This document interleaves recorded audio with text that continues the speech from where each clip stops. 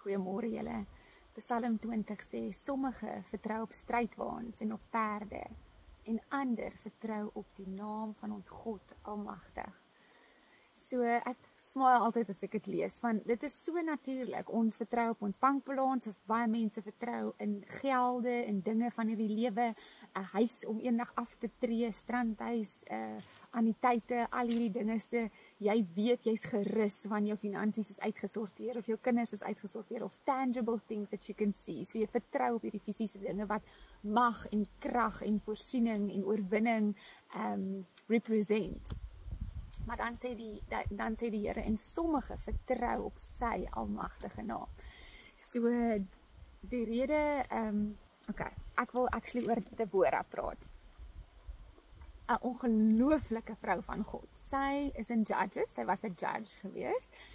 So Samson, so wat gebeur het is dat die Israeliete, kinders van die Here het gerebel, hulle was in sin gewees, en dan het God iemand opgeraise up, iemand opgerig om hulle uit captivity uit te neem. En die wonderlike ding wat ek eers wil stil staan by, dan sal ek dit deurdring, is dat Deborah, daar was nie daai tyd vroue prophetess nie, daar was nie daai tyd vroue van God gewees wat, sy is die enigste prophetess gewees in die Ou Testament, en daar was nie vrouens wat in leierskap was nie, maar tussen duisende mans was daar nie een man wat waardig was, wat die mense kom uitlei uit captivity af, en nie een man wat gehoorsaam was aan God nie, die een man wat uitgestaan het en vir God gesoek het, en wat holy was before God nie, en daar was ook nie een vrou behalwe Deborah nie.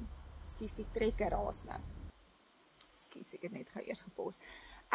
So behalwe Deborah. So dit help nie ons kyk links of regs, maar ja, die persoon het dit aan my gedoen, so dis hoekom ek dit doen nie. Nee, sy soos Noag was heilig voor God en was 'n hart van agter God se man, 'n man agter God se hart aangewees.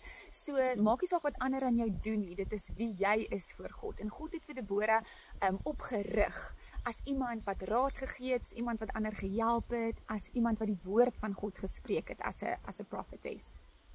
Okay, so dit was Deborah.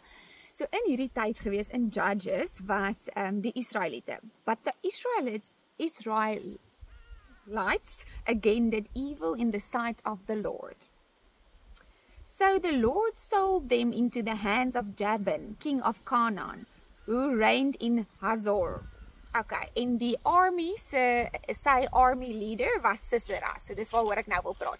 So hierso was die mense weer captive gewees, hulle was weer slaves gewees, omdat hulle nie vir God geluister het nie, omdat hulle weer evil gedoen het, ander afgode gehad het, en so aan en so voort. So toe kom Deborah. En Deborah was, ek moes nou raad gegee, en sy gee toe hierso vir, Barak raad. So Barak kry toe 100,000 mense, 10,000 mense, sorry. Barak kry toe 10,000 mans, wat nou gaan veg, om hulle nou uit hierdie slavery uit te kry.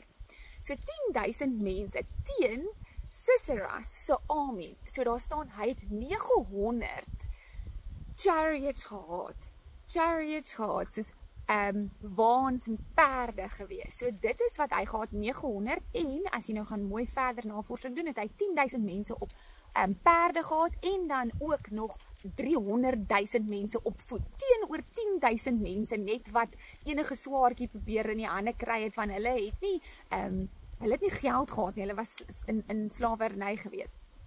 So, en nou die konteks nou hierso is 10,000 teen 310,000 en nog 900 mense op chariots gewees. So, as daai perde op jou afgehardloop kom, met nou nog hierdie strydwaans ook, en jy staan daar met skaarse 'n swaard in jou hand, dan sit net God wat jou kan help. So hierso was Barak baie senuweeagtig geweest, en hy wou nie gegaan het nie. So jy kan vir Judges 4 gaan lees. Hy wou toe nie gaan nie, maar hy sê, Deborah, as jy saam gaan, dan sal ek gaan. En Deborah sê, nee, dis reg, maar dan is die oorwinning te danke aan God. Want ek gaan saam met jou, en ek is 'n vrou van God, en so gaan die oorwinning dan wees in eer van die Here. En wat het God toe gedoen? So hier kom 10,000 mans, en dan nog 300,000 mans, en dan nog perde, en alles daarby, strydwaans. En wat het God gedoen? God Almagtig het gesê, Deborah het gesê, ek vertrou in God. Ek sien nie die natuurlike van hierdie army wat afkom nie, maar ek vertrou in die naam van die Here. So die God het 'n stormreën gestuur, hy het die horses confused met geluide in die valley en aardbewings en sulke klein aardbewingsgeluide en hy het hulle confused en dit het so gestorm reën en so modderig geraak dat die chariots kon nie gehardloop het nie, die perde kon nie gehardloop het nie, so almal was op voet, almal was confused geweest en so het God die oorwinning gegee aan die Israeliete.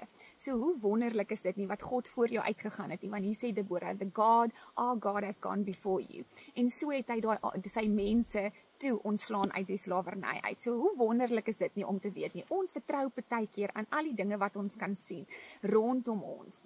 Maar Here, hierdie situasie lyk te rof vir my. Ek kan nie dit doen nie, maar as 'n kind van God, is iemand wat in God se woord stap, sê die Here, ek gaan vooruit. I've got you. Vertrou in my. So moenie kyk wat ander mense doen nie. Wees 'n Deborah in vandag se wêreld. Moenie kyk wat rondom jou aangaan nie. Moet jy vertrou, soos wat ons gelees het in Psalm 20 nie. Party vertrou in hulle perde en hulle rykdom en die ding wat jy kan sien en hulle chariots en ander vertrou op die naam van God Almagtig. So, there is more for you than that's against you. Maak nie saak hoe dit lyk rondom jou nie, daar's meer vir jou. Van God en sy army is soos 'n skaduwee aan die regterkant, sê die woord van God. Hy is rondom jou, sy engele is saam met jou. En as jy gaan in die naam van Jesus, dan gaan jy met die army van engele rondom jou, van Jesus, van die Heilige Gees en van God Almagtig. So, maak nie saak hoe jou situasie nou lyk nie, moenie kyk wat mense rondom jou doen nie. Don't behave like the people around you. Behave like God wants you to behave and go in the name of the Lord our God. Okay, julle moet 'n geseënde dag hê. Okay, bye.